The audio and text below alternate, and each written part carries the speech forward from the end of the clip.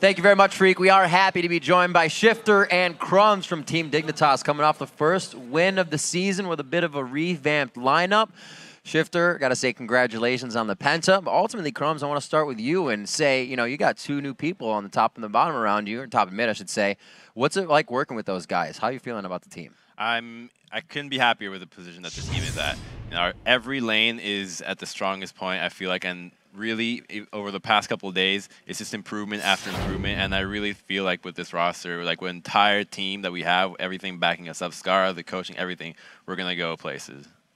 Shifter, 15-0, first LeBlanc game on Dignitas. That's a nice start, but at the start of the game, it seemed like you were actually struggling a little bit in lane. How did you turn that one around? You were down in 50 CS at one point.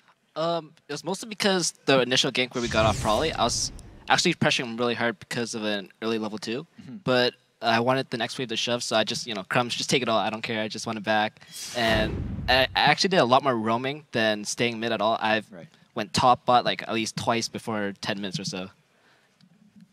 Crumbs, I kind of want to ask you before we get into the replays, when you have a change like this to two of your solo lanes, what did you work with Shifter and Zion Spartan and Dignitas to kind of vamp them up and get them ready in time to be at an LCS level with Dignitas' squad? I mean, going off, obviously they're already an LCS caliber players, but as soon as we find out, we just started duo queuing. That's the easiest way to start getting hype, just duo queue over and over. And honestly, our record of duo queuing, like me combined with either Shifter and Zion, we probably have like 70 wins and like 5 to 10 losses. So it's really nice. Like we barely lose in solo queue. So power combo. Yeah, so just duo queuing all the time, that's a nice way to just kind of understand each other as a player.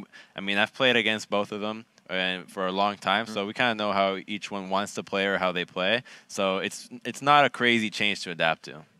And, of course, it all ended in this game with the pentakill. And we're going to get this up on the screen just so, Shifter, you can kind of walk me through, not necessarily the mechanics of this play, but just how are you feeling coming into this last one? Okay, so all we want to do is try to pop someone because that's the way we could end it. I had my ult up right now, I think. Yeah. And if we just killed someone, it'd be an easy 4v5. I got a Champindo, didn't really mean much. We got the Nexus Tower, and then I think we get a really good route on Robert here. A really good Zyro. Wow. I get a 3-man distortion or something, get a chain on Robert, and then I just flash Q for the Karma. And then, you know, Broken Shard, really good guy. That respect Penta. Just give it up. I mean, maybe there was an outside chance he thinks he could kill you guys off the Nexus to extend the game a little bit longer. So coming in on the first game, obviously you guys doing very well. Before we run into our next replay, I want to ask you, Shifter, we talked a little about the Scar coaching. When you came onto the team, was there anything you guys kind of had to talk out where you didn't meet eye to eye as mid laners?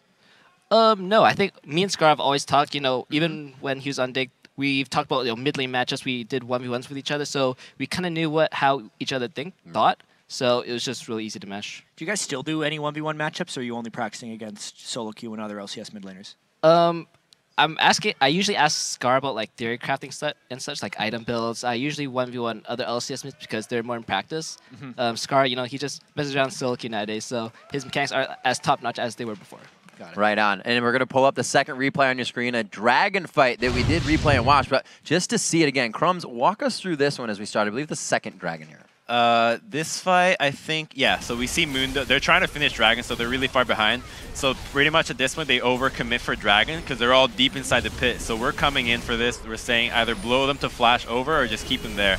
He gets a nice chain on the stealth twitch, and then Shyvana's coming in for the flank, and then from this point on, getting Dragon, but being in a poor position to actually fight after is not the best thing.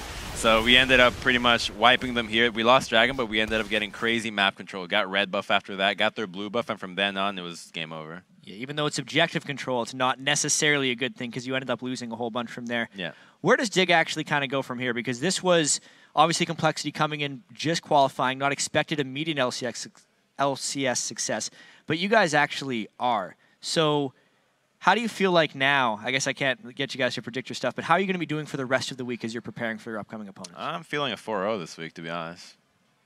Right. Any particular reason? No, I just think we're a better team than our opponents. Right on. All right. Knowing that, or thinking that as well, in the beginning of the game, you guys had the 5-minute dragon, kind of had something set to go ready. Was that planned out, or is that something you could figure out you could take at 5 minutes? Well, going into that game, we saw that Twitch and Karma were still staying top the entire time. They were freezing the lane for a really long time, and Zion was just jungling, and it happened that his route was going towards Dragon, so he was like, okay, well, if they're going to stay top, obviously their bottom lane doesn't have a TP to get down here. We can just take this free Dragon. And then I think we ended up getting a kill for it, too, because maybe Broken Shard tried to flash, was just lurking around, trying to get a steal, so we ended up getting a little bit more than just a Dragon. So we did that twice and ended up just getting a big lead off that. Right on. Yeah, and this couldn't have been a better start for your guys' LCS season. But everyone kind of started out. Now we're going to have our first teams playing their second game, LMQ versus CLG. Do you guys have any quick predictions for the final game of the day? That's going to be a wild one. Yeah, both teams, I don't know. They're both looking really strong. CLG, I know, just in scrims, they do really well against us. I think Link has improved, like, he's amazing right now. Like, after All-Stars, he just came back and he's just destroying everyone. After being touched by Fake. After the Faker handshake. Awesome. Well, thank you very much. Congrats on the Penta, and to Dignitas, congrats on the first win of the season for you guys. All right, everyone, we got to go back and spend